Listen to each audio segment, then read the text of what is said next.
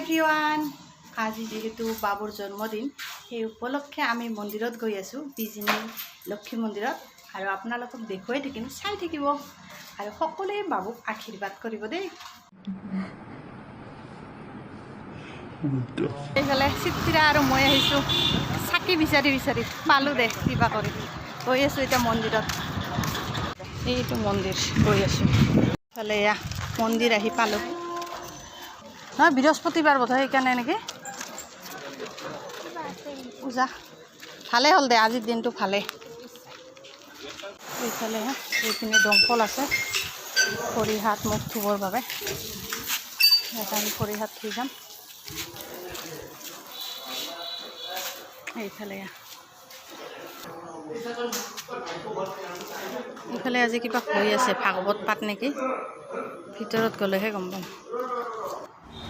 আৰু এয়া হ'ল মন্দিৰৰ আগ সন্মুখত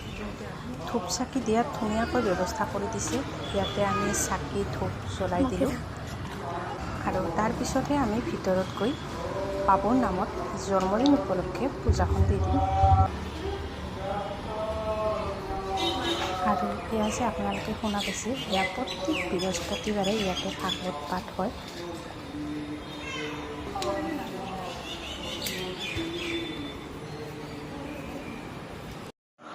এইফালে আমাৰ লক্ষ্মী মা আপোনালোকে আশীৰ্বাদ লওক মাৰ যি যি মনোকামনা আছে আপোনালোকৰ যাতে পূৰ্ণ হয় এয়া মন্দিৰৰ ভিতৰ ভাগ সেইফালে ব্ৰাহ্মণে পূজা কৰি আছে গাড়ী এখন তাৰপিছত আমাৰ বাবুৰ জন্মদিন উপলক্ষে পূজাখন দিম আৰু এইফালে ইমান ধুনীয়া লাগে আপোনালোকে আহিব দেই